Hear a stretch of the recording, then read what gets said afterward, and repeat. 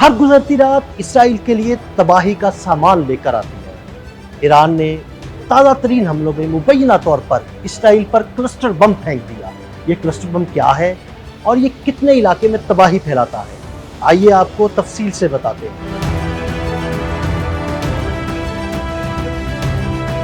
जुमेरात को ईरान की जानिब से दागे गए कम अज कम 20 तबाहकुन मिसाइलों में से एक मिसाइल मुबैना तौर पर क्लस्टर बम वॉर हेड पर मुश्तमिल था। इसराइली अखबार के मुताबिक इसराइली फौज के होम फ्रंट कमांड ने दावा किया कि कम अज कम एक ईरानी बैलिस्टिक मिसाइल में क्लस्टर बम का वॉर हेड नेस्ट था, जो हमले की नौयत को मजीद खतरनाक बना देता है। इसराइली फौजी हुकाम के मुताबिक इस किस्म का वॉर हेड तकरीबन 7 किलोमीटर की बुलंदी पर हवा में ही फट जाता है, जिसके नतीजे में छोटे बम 8 किलोमीटर के दायरे में बिखर जाते हैं। ये छोटे बम किसी खास हदफ पर नहीं जाते, बल्कि बेतरतीब अंदाज में जमीन की तरफ गिरते हैं और तबाही फैलाते हैं।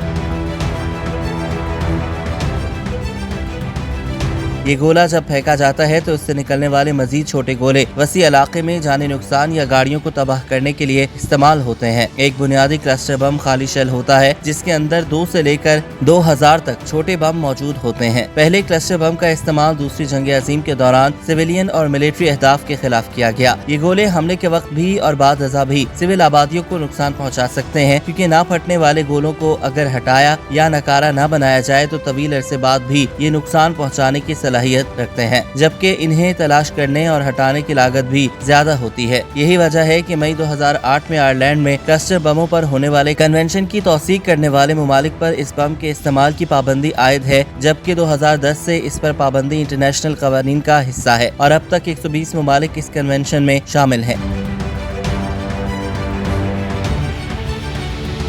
हालिया ईरान इसराइली कशीदगी के दौरान इसराइली फौज के मुताबिक ऐसे ही एक छोटा बम मुबैना तौर पर वस्ती इसराइल के शहर आजोर में एक रिहायशी मकान पर गिरा, जिससे घर को नुकसान पहुंचा और इस धमाके की शिद्दत एक छोटे रॉकेट के धमाके के बराबर थी। इसराइली फौज ने अवाम को खबरदार किया है कि अगर जमीन पर किसी मिसाइल का टुकड़ा या बम नजर आए तो उसके करीब ना जाएं, क्योंकि ये अब भी फट सकता है।